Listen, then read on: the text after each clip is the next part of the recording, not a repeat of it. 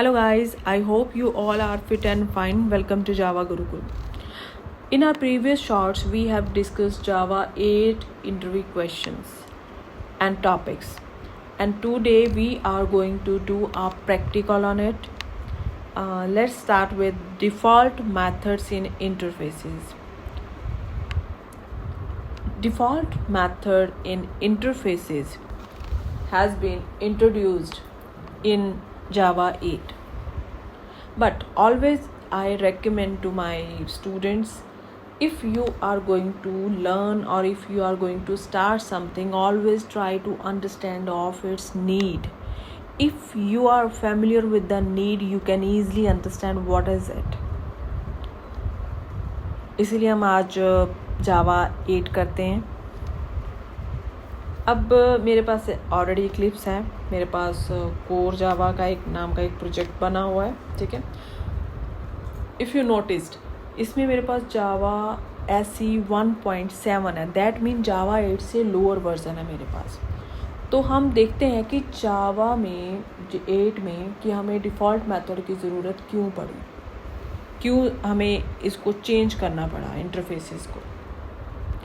जावा 8 से पहले अगर हम बात करें तो हम हमेशा यही कहा जाता था हमें कि अगर आपको अपने प्रोग्राम के अंदर एब्स्ट्रैक्शन परफॉर्म करनी है तो आपके पास दो ऑप्शंस हैं. You can choose abstract classes और यू कैन यूज़ इंटरफेसेस.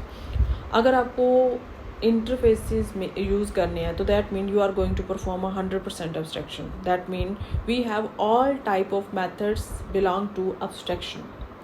तो अगर हम अब बात करते हैं तो मेरे पास 1.7 है. तो हम एक इंटरफेस बनाते हैं. सबसे पहले हम अपनी रिक्वायरमेंट देखते हैं कि इसकी ज़रूरत क्या है हमें.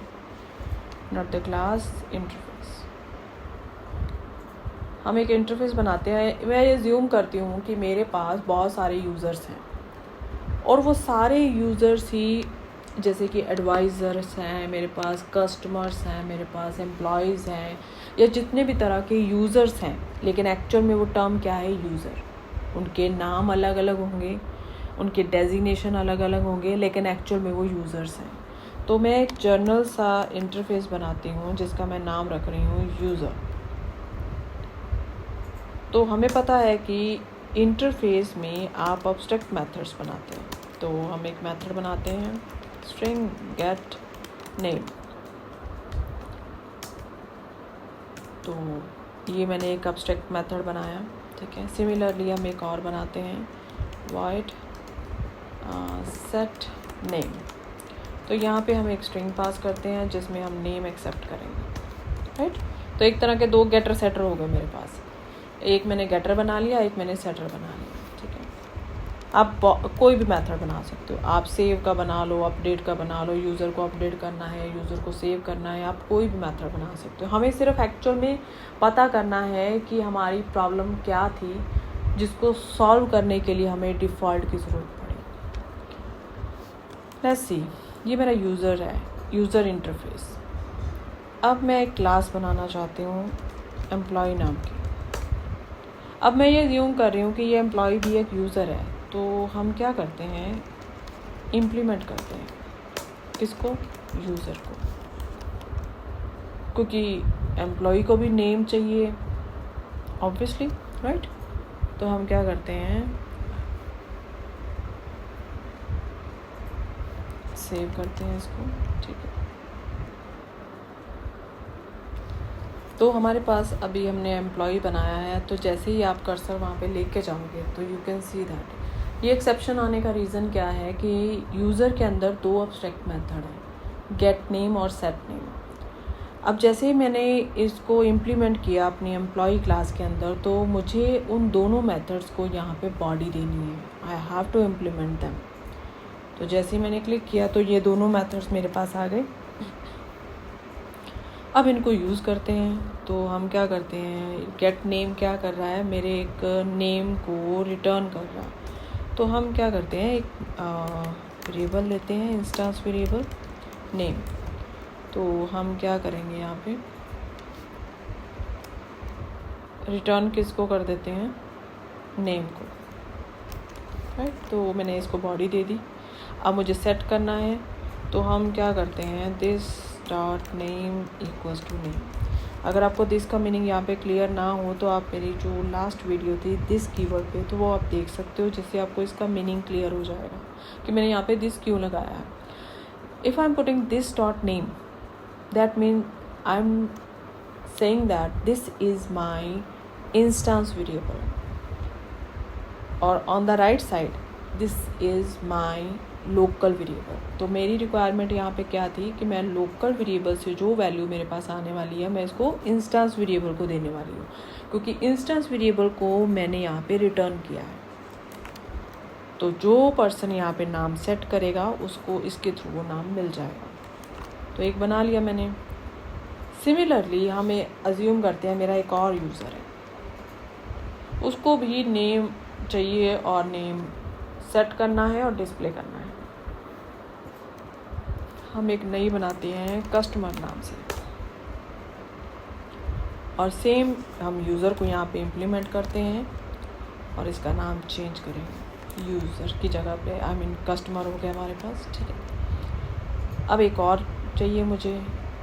मेरे पास एक एडवाइज़र्स भी हैं, इसको भी मैं यूज़र ही ट्रीट कर रही हूँ.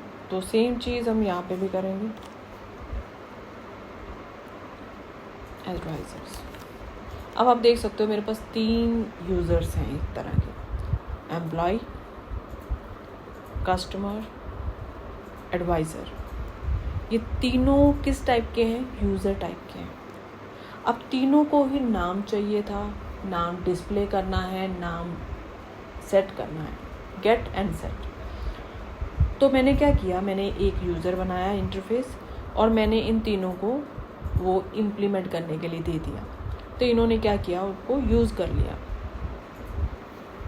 1 महीने बाद मुझे रियलाइज़ हुआ, या फिर हम ये कह सकते हैं कि कस्टमर की या फिर हमारे क्लाइंट की कोई रिक्वायरमेंट आई कि मुझे यूज़र में उनका कोड भी डिस्प्ले करना है. ठीक है, या मुझे कोड सेट करना है एग्ज़ाम्पल के लिए. तो हम क्या करते हैं, बनाते हैं. मुझे ज़रूरत पड़ गई है तो क्या कर सकते हैं, वॉइड सेट कोड. चलो एक ले लेते हैं स्ट्रिंग. कोड अल्फ़ा न्यूमेरिक भी हो सकता है, तो हम स्ट्रिंग ले लेते हैं. तो मैं ज़ूम करती हूँ कि मैंने एक मेथड बनाना है. हैव यू नोटिस्ड, जैसे ही मैंने इसको बनाकर सेव किया, मेरी तीनों क्लासेस में एरर आनी शुरू हो गई, क्योंकि ये तीनों क्लासेस ऑलरेडी मेरे इस यूज़र इंटरफेस को यूज़ कर रही हैं.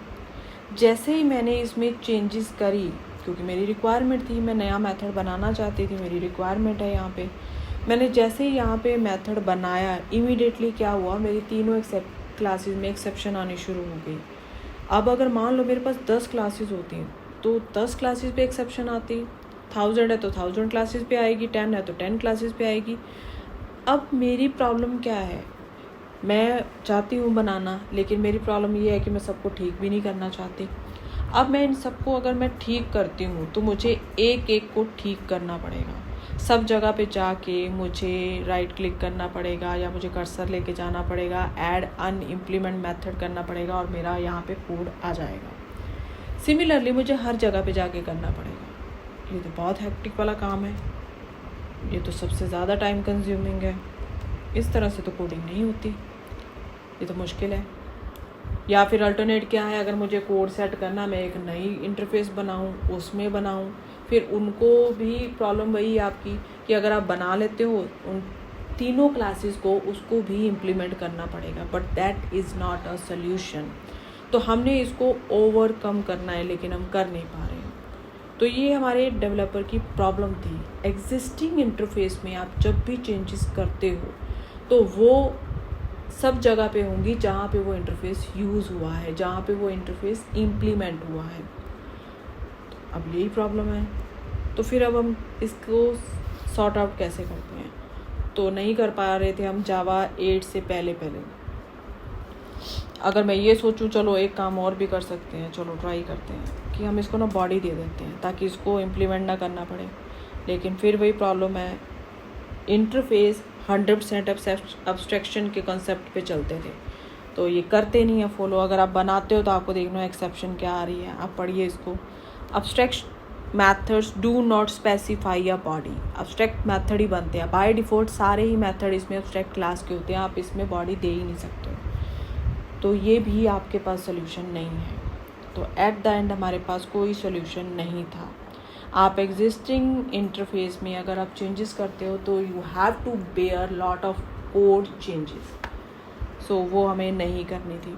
तो हम क्या करते थे, सम टाइम अवॉइड करते थे या इसको अल्टरनेटिव कुछ और अल्टरनेट निकालते थे, और कोई क्लास बनाते थे या इंटरफेस बनाते थे, फिर उसको भी इम्प्लीमेंट करते थे या फिर एग्जिस्टिंग में चेंजेस करते थे। तो ये बहुत हेक्टिक वाला काम है। तो चलो हम एक और काम करते हैं, इसको मैं बॉडी देना चाहती हूँ पर मैं दे नहीं पा रही हूँ।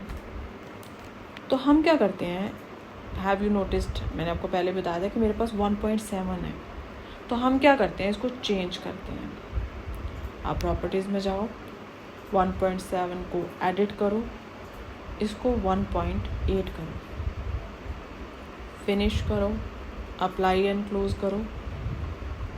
अब आप चेक करो, सेव करो इसको।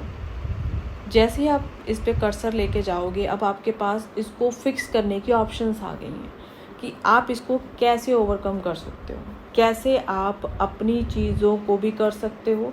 यानी अब देखो एग्जांपल के लिए, फर्स्ट ऑफ ऑल मेरे पास क्या ऑप्शन आ रही है, change set code to default. जो आपका सेट कोड है इसको डिफ़ॉल्ट बनाओ, या फिर इसको स्टैटिक बनाओ, या फिर इसकी बॉडी को रिमूव कर दो, तो ऑटोमेटिकली ये अब्स्ट्रैक्ट बन जाएगा। पर मुझे अगर मैं इसको बॉडी को रिमूव करती हूँ तो मुझे सब जगह पे जाके इसको इम्प्लीमेंट करना पड़ेगा। मैं इसको डिफ़ॉल्ट कर देती हूँ। जैसे ही मैंने इसको डिफ़ॉल्ट किया और सेव किया, मेरे तीनों क्लासेस पे एरर हट गई, कहीं पे कोई एक्सेप्शन नहीं है। इसका मतलब अगर मुझे एग्जिस्टिंग इंटरफेस में कुछ नया ऐड ऑन करना है तो मैं कर सकती हूँ। अब मुझे मान लो डिस्प्ले ही करना है या सेट करना है, ठीक है, आप कुछ भी करो इसके अंदर, what ever you want, do something आप करो। हो सकता है ये मेथड आपको अब सिर्फ एडवाइज़र में चाहिए, आप एडवाइज़र पे जाओ, ठीक है। अगर आपको यूज़ करना है तो आप सीधा भी इसको सिर्फ क्या करोगे, आपने इसको यूज़ करना है, आप सीधा इसको यूज़ करो, बिल्कुल नॉर्मल मेथड की तरह ये बिहेव करेगा, आप इसको यूज़ कर सकते हो जहाँ पे भी चाहिए। आपको सब पे लगाने की ज़रूरत नहीं है, जहाँ पे रिक्वायरमेंट है इसको यूज़ करो। लेकिन मेन बर्डन जो हमारी यहाँ पे सॉर्ट आउट हो रही है वो ये है कि हम एग्जिस्टिंग इंटरफेस में चेंजेस कर सकते हैं। क्योंकि अब हुआ क्या है, ये एग्जिस्टिंग में क्यों चेंजेस करने के लिए हमें ऑप्शन मिली है, अब हमारे पास ऑलरेडी 100+ मेथड्स हैं, लेकिन मुझे अब एक और मेथड इसमें ऐड ऑन करना है, तो मुझे सब जगह पे जाके चेंजेस करनी पड़ेगी, तो मैं नहीं करना चाहती हूँ। इसलिए मैंने इसको, हमें एक ऑप्शन दी गई है डिफ़ॉल्ट मेथड की। तो डिफ़ॉल्ट मेथड का एक्चुअल यूज़ क्या है कि हमारे जो एग्जिस्टिंग इंटरफेसेस है, हम उसके अंदर नए मेथड्स ऐड ऑन कर सकते हैं, उनको बॉडी दे सकते हैं, और जहाँ पे भी आपको इनकी ज़रूरत, जहाँ पे भी आपने इस इंटरफेसेस को इम्प्लीमेंट किया होगा वहाँ पे कोई भी प्रॉब्लम नहीं आएगी। आपको उनको एग्जिस्टिंग क्लासेस के अंदर जहाँ पे भी यूज़ हुए हैं कहीं पे जाके कोई चेंजेस नहीं करनी है, कोई ऐड ऑन चेंजेस नहीं करनी है। आपका सारा टाइम बचेगा और आपके कोड में कोई प्रॉब्लम भी नहीं है और आपका कोड बिल्कुल सेफ है। तो ये एक्चुअल यूज़ है हमारे डिफ़ॉल्ट मेथड का। आई होप कि आपको ये डिफ़ॉल्ट मेथड इंटरफेसेस के अंदर क्यों बनाया गया उसका रीज़न समझ आया होगा। अब आप इसको एक बार ट्राई करो प्रैक्टिकल को, तब आपको और क्लियर हो जाएगा। Thank you.